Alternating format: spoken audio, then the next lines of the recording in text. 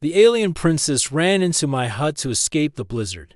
But she panicked when she saw me. Marcus Chen pulled his thick jacket tighter. As he checked the weather readings on his computer screen, the numbers made him shake his head with worry. Outside his small research hut, the wind was getting stronger. Snow was starting to fall harder. In just a few hours, Kepler-442b would face one of its worst winter storms. He had been living alone at this research station for 8 months now. His job was simple but important: study the planet's weather patterns and send reports back to Earth. The pay was good, and Marcus liked the quiet life. But during storm season, the quiet became something else. It became dangerous. The hut was small but warm. Marcus had built it strong enough to handle the planet's harsh winters. Thick metal walls, a powerful heating system, and enough food to last for weeks. He learned these lessons the hard way during his first winter here. Now he was ready for anything. Or so he thought. Marcus was cooking his dinner when something crashed into his door. The whole hut shook. His soup pot nearly fell off the stove. For a moment, everything was quiet except for the wind outside. Then the door flew open. A figure stumbled inside, covered in snow and ice. At first, Marcus thought it might be another human researcher. Maybe someone's transport had broken down. In the storm, he moved toward the door to help. But when the figure stood up and shook off the snow, Marcus stopped moving. This was not human. The being was tall and thin, much taller than Marcus. Her skin looked like it was made of crystal, shining with a soft blue light. She had long silver hair that moved like water. Her face was beautiful, but completely alien. Large violet eyes looked around the room. She wore some kind of advanced suit that was torn and smoking in several places. Marcus stared. In all his time on this planet, he had never seen an alien. He knew other species lived in this part of the galaxy, but they never came to human worlds, and humans rarely met them. The alien female looked around the room. Her eyes moved from the warm fire to the cooking food to Marcus's research equipment. Then her gaze stopped on Marcus himself. What happened next shocked him. The alien let out a sound of pure terror. Her violet eyes went wide with fear. She pressed herself against the wall, like she was trying to get as far away from Marcus as possible.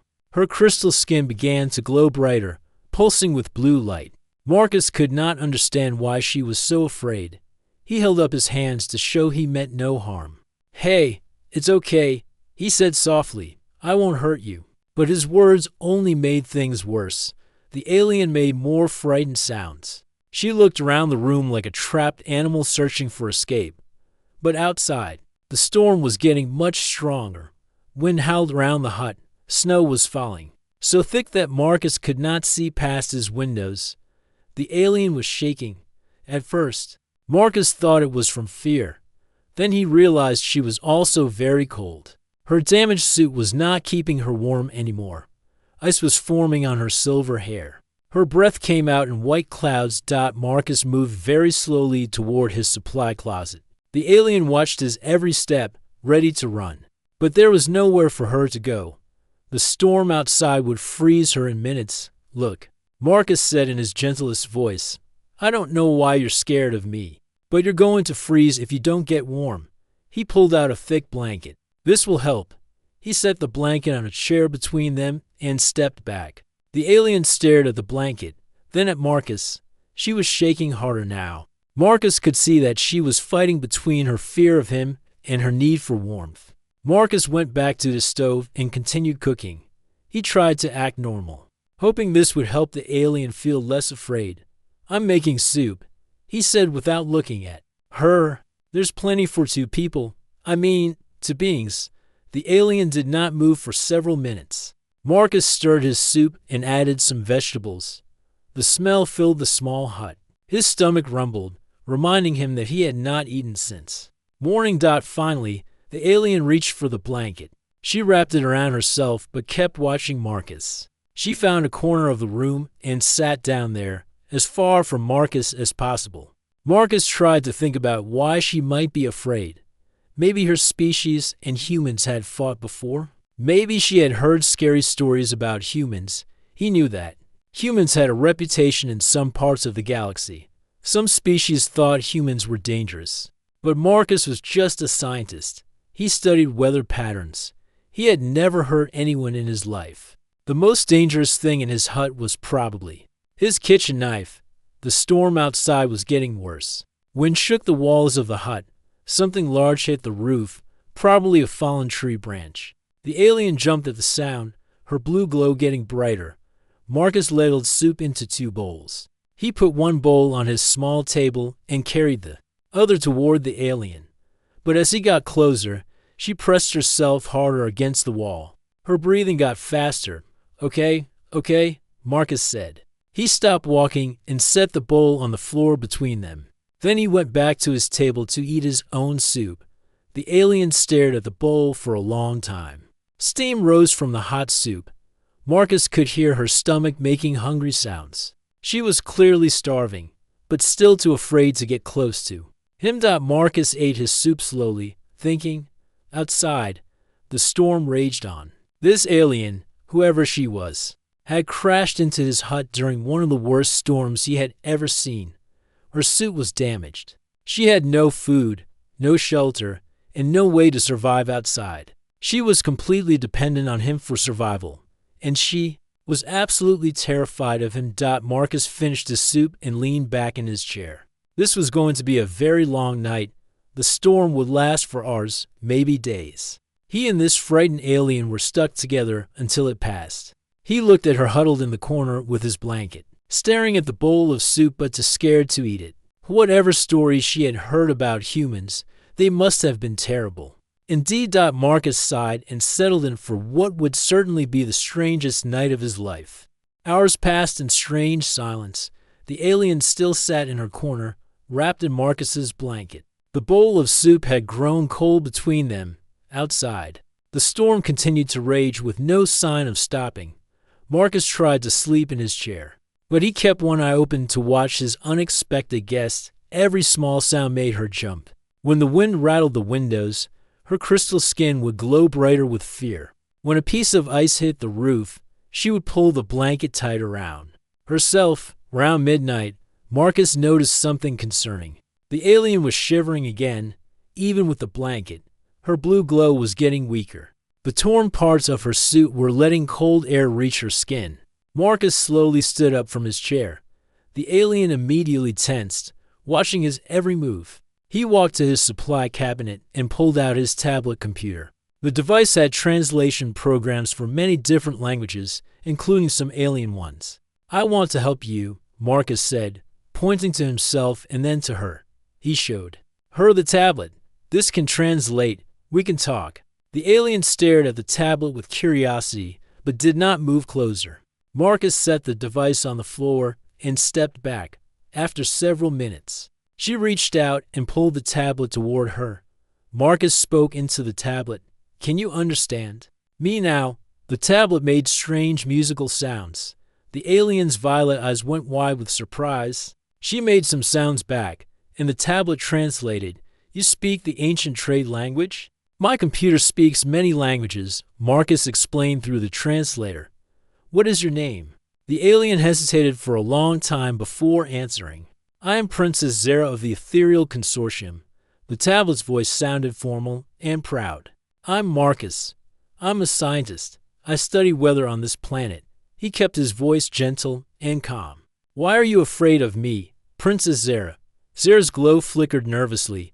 "You are human. Everyone knows what humans do. You are the galaxy's greatest predators. You destroyed the Kelter Empire. You conquered your own death world through violence. Your species never shows mercy to enemies." Marcus was shocked. "Is that what other species think about humans?" "It is what everyone knows." Zara replied through the translator. "Humans are monsters who spread across the stars like a disease. You take what you want and destroy what you cannot use. My people tell stories about human cruelty to frighten children." Marcus sat down slowly, trying to understand. "Princess Zara, I promise I will not hurt you. I have never hurt anyone in my life. I just study weather patterns and send reports to my people." Zara watched him carefully. "Then why do you live on this death world alone?" Only the most dangerous humans would choose such a place. Marcus almost laughed. This isn't a death world. It's just cold. I have good equipment and plenty of food. It's actually quite peaceful here. Through the translator, Marcus learned more about why Zara was on his planet. She was running away from her home world. Her father, the Consortium King, had arranged for her to marry a powerful warlord named General Krex. This marriage would combine the space empires and make them both stronger. But Zara did not want to marry Krex. She had heard terrible stories about him. He was cruel to his people and destroyed planets that did not obey him.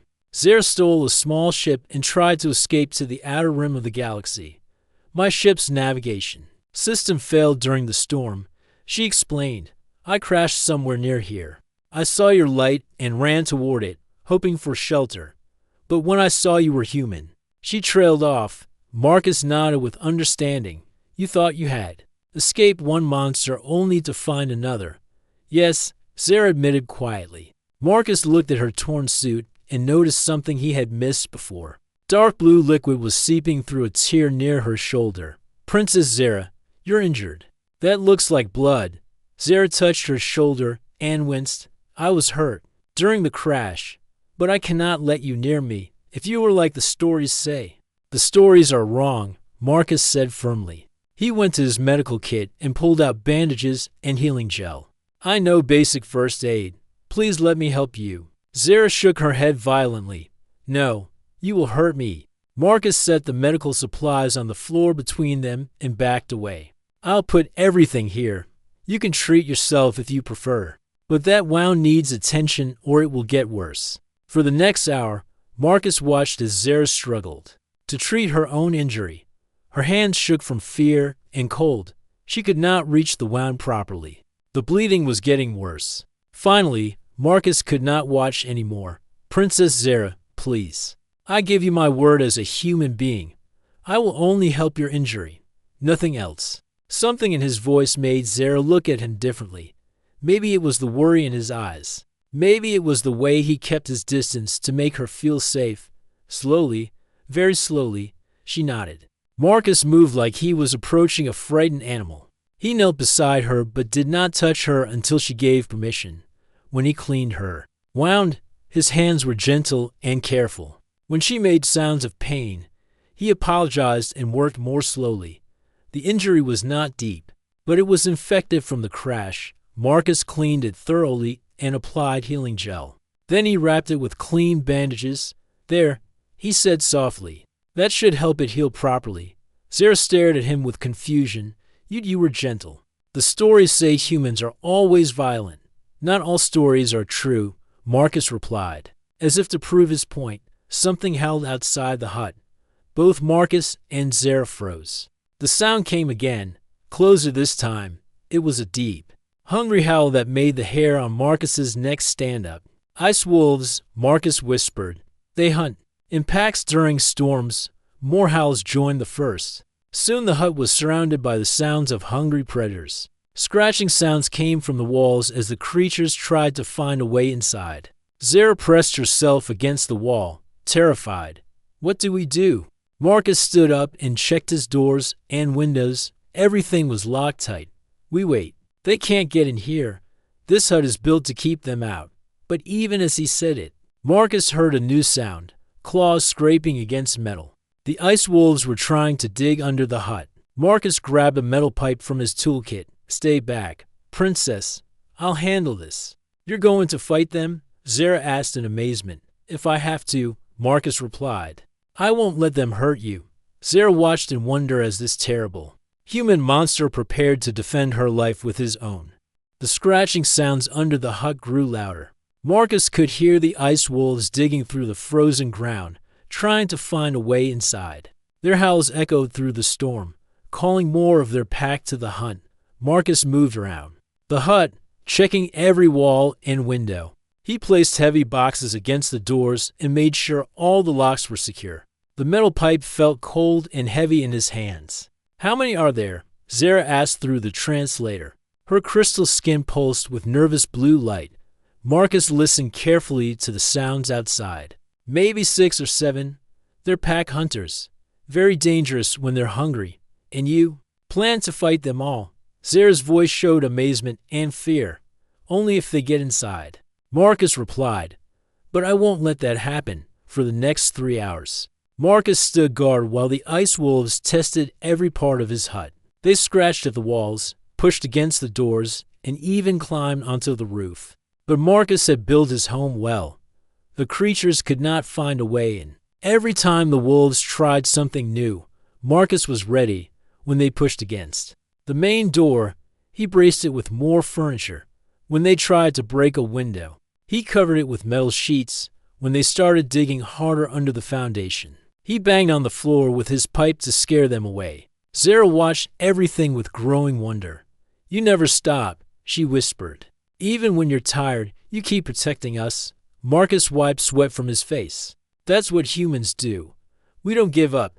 That's exactly what the stories say. Zara said quietly, they say humans never surrender, no matter how hopeless things become. Other species find this terrifying. Finally, as dawn began to break, the ice wolves gave up and moved on to find easier prey.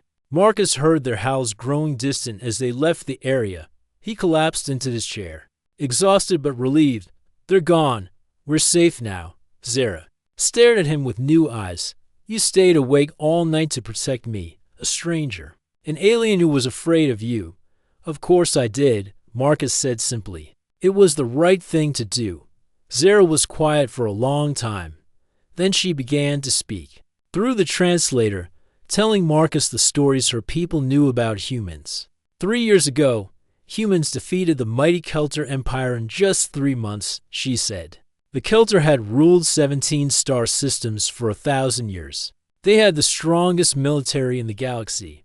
But when they attacked a human colony, humans came for revenge. Marcus nodded. I remember that war. But it wasn't about revenge. The stories say humans never stopped attacking, Zara continued. Even when the Kelter offered peace, humans kept fighting. They only stopped when every Kelter military base was destroyed. That's not the whole truth. Marcus said gently. The Kelter didn't just attack one colony. They destroyed 3 peaceful settlements and killed millions of innocent people. When they offered peace the first time, they wanted to keep all the territory they had stolen. Humans said no because the peace wasn't fair. Zara looked confused. But humans could have stopped the fighting and let the Kelter keep the stolen worlds. Let them think they could attack human civilians whenever they wanted. Marcus shook his head. Humans fought until the Kelter agreed to return the stolen territory and pay for rebuilding the destroyed colonies. The war ended when justice was served, not before. Through the translator, Zara told more stories. Humans who survived on death worlds that killed other species. Humans who explored dangerous parts of space where no one else dared to go. Humans who never abandoned their friends. Even in hopeless situations, these stories make other species afraid, Zara explained. You sound like unstoppable monsters. Marcus listened to each story and explained the truth behind them. Humans lived on Earth, which other species call the death world because of its weather, diseases, and natural disasters. But humans didn't conquer Earth through violence. They learned to work together, to help each other survive, and to adapt to any situation. We explore dangerous space because we're curious, Marcus said. We want to learn about the universe. Yes, it's risky, but the knowledge we gain helps everyone. And the part about never abandoning friends, Zara asked. That's true, Marcus admitted.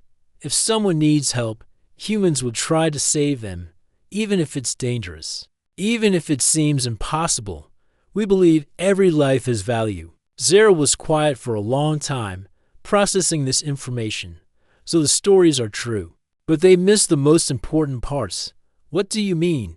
Humans are persistent. But you use that persistence to protect others. You're adaptable, but you adapt to help people survive. You're brave, but you're brave for good reasons. Zara's crystal skin glowed softer now, less fearful. Other species only hear about human strength. They don't hear about human kindness. Marcus made fresh soup for both of them. This time, Zara accepted the bowl without fear. They ate together. While the storm finally began to calm outside, Tell me about your world, Marcus said. What is the ethereal consortium like? Zara described her home, a beautiful planet with crystal cities and peaceful people, but their society was very formal and controlled. Everyone had their place and their duties. Marriage was about politics, not love. I have never made my own choices, Zara said sadly. Everything was decided for me since birth. Who I would marry, what I would study, even what I could say in public. That sounds lonely, Marcus said with sympathy. It is. And when I tried to refuse the marriage to General Krex, my father said I was being selfish. He said the marriage would bring peace between our empires. Zara's glow dimmed with sadness. But I heard stories about Krex. He conquers planets for fun. He enslaves entire species. How can marrying such a being bring real peace? Marcus nodded. Peace built on fear and suffering isn't real peace. It's just temporary quiet before the next explosion. Exactly, Zara said, her glow brightening with excitement. You understand. I knew that marrying Krex would only make him stronger and more dangerous, but no one would listen to me. So you ran away. I stole a ship and tried to reach the Outer Rim, where neither empire has much control. I thought I could start a new life there. Zara looked down at her damaged suit. But my navigation computer failed, and I crashed here. Marcus refilled her soup bowl. What will you do now? I don't know, Zara admitted. My ship is destroyed. Even if I could contact someone for rescue, Krex's people are probably searching for me, and now I'm stranded with a human, which my people will think is even worse than marrying Krex. Why would they think that? Zara looked at him with surprise. Because according to every story my people know, humans are the most dangerous species in the galaxy. They'll think you captured me or plan to sell me as a slave. Marcus was quiet for a moment. Then he said, Princess Zara, what if we could change those stories? What do you mean? What if there was a way to show the galaxy what humans are really like, not the scary stories, but the truth? Zara tilted her head, curious. How could we do that? Before Marcus could answer, a new sound reached them from outside. It wasn't the wind or ice wolves this time. It was the deep rumble of spacecraft engines approaching through the clearing storm. Someone's coming, Marcus said. Moving to the window, Zara's crystal skin went pale with fear. It's them. Krex's hunters have found me. 3 sleek black ships landed in the snow outside Marcus's hut. Their engines created clouds of steam as hot metal met the frozen ground. Through his window, Marcus could see armed figures in advanced combat suits stepping out of the ships. How many? Zara whispered, her crystal skin flickering with fear. Marcus counted carefully. 12 soldiers, heavy weapons, military-grade armor. He looked at her with concern.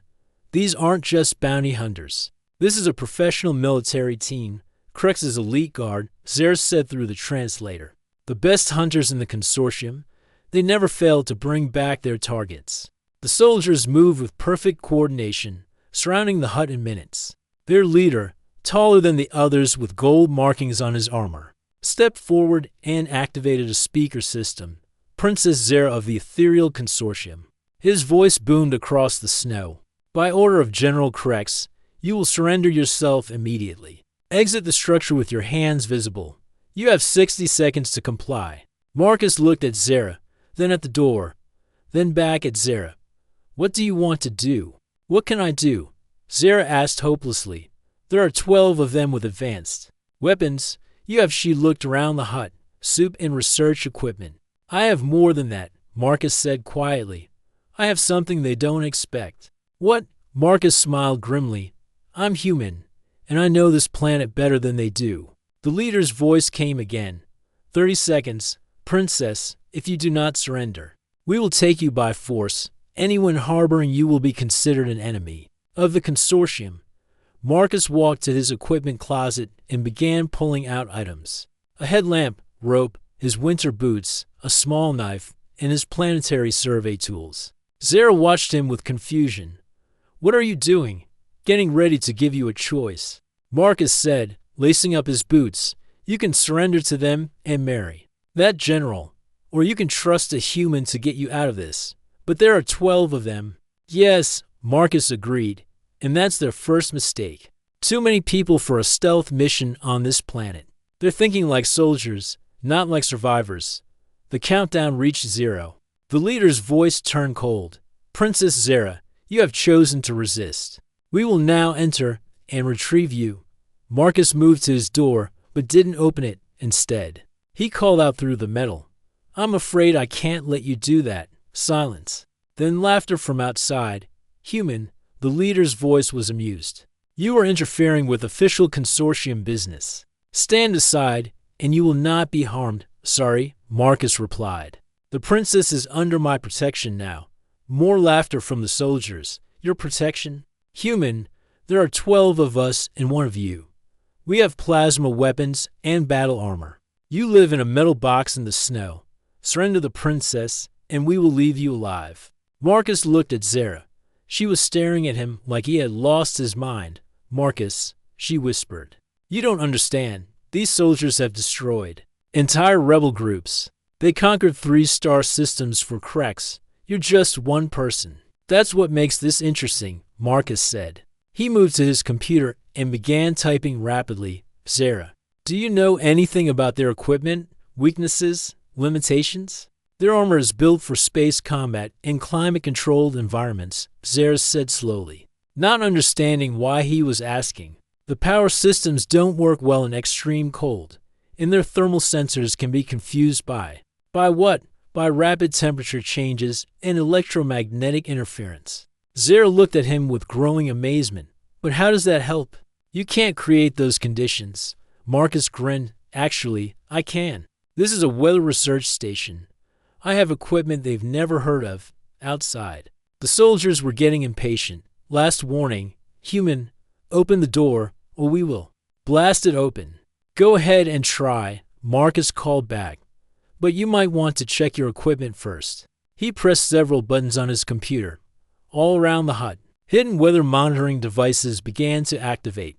Sensors that had been quietly studying the planet's climate for months suddenly started working at full power. The electromagnetic readings around the area went crazy. The soldiers' armor systems began beeping with error messages. Their thermal vision stopped working properly. Even their communication systems started having problems. What did you do? The leader demanded.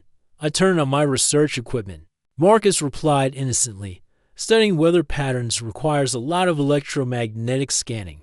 Sorry if it's interfering with your toys. Through his window, Marcus could see the soldiers stumbling around, their visors dark, their sensors useless. In the extreme cold and with their systems failing, they were no longer the perfect hunting machines they had been minutes before.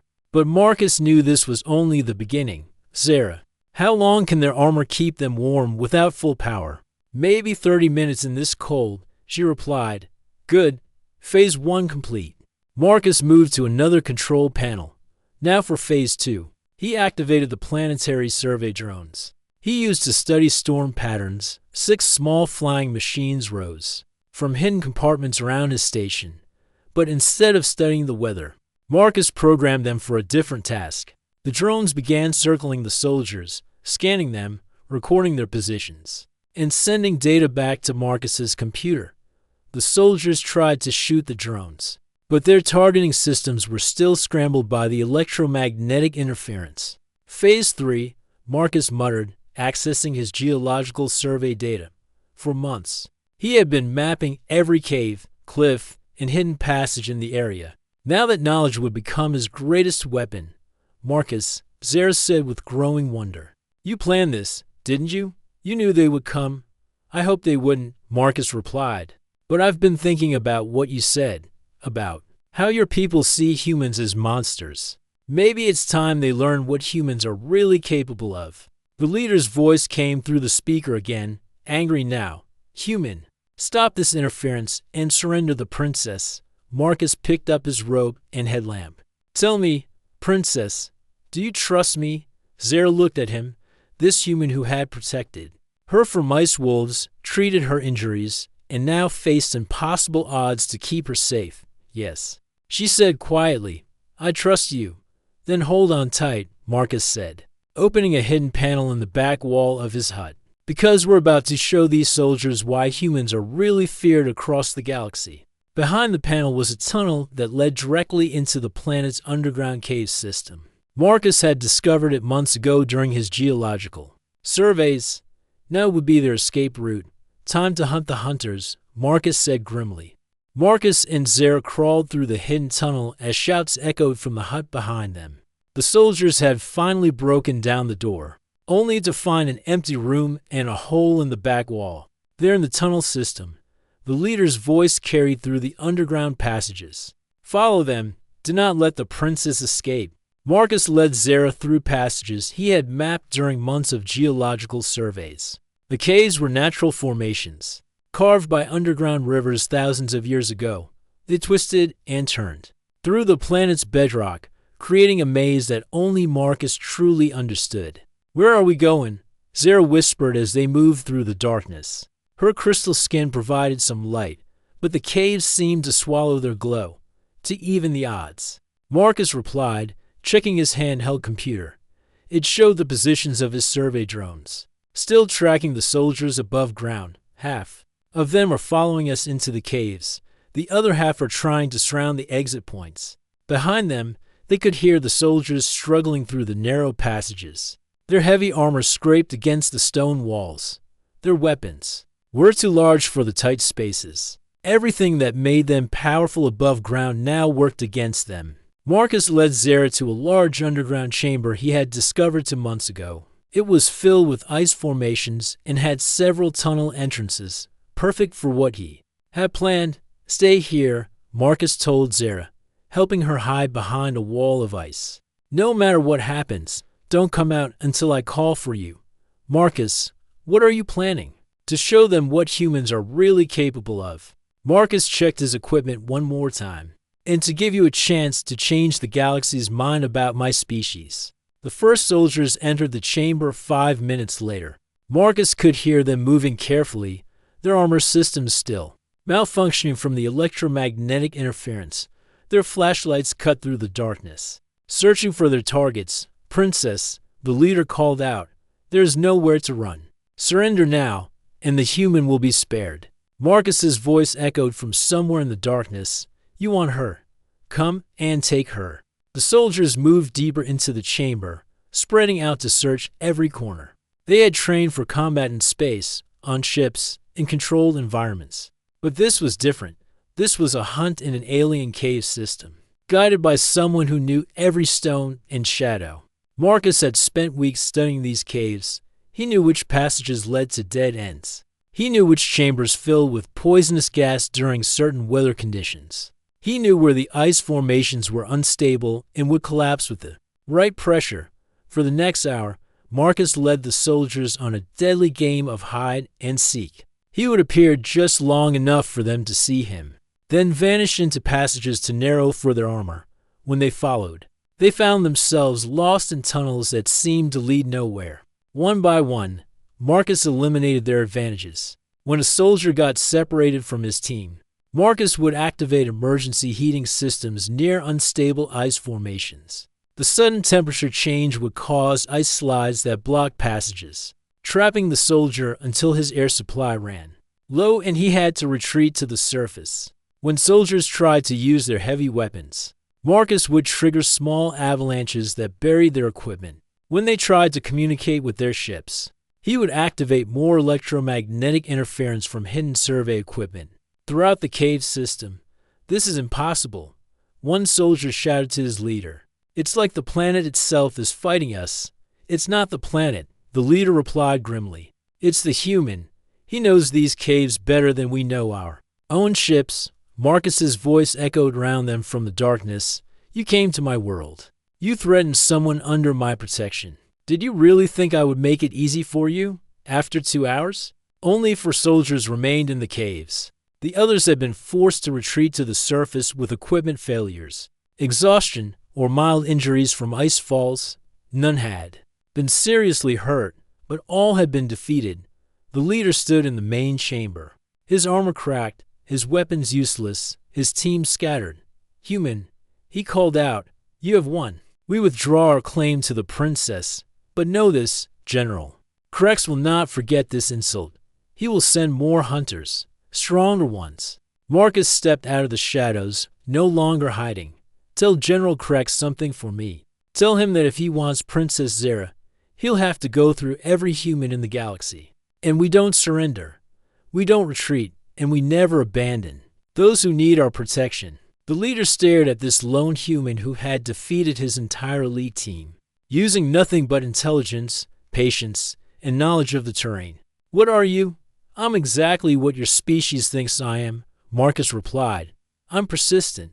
I'm adaptable. I'm protective of the innocent. I don't give up when things get difficult. He paused. The only difference is, now you know those aren't terrible things to be.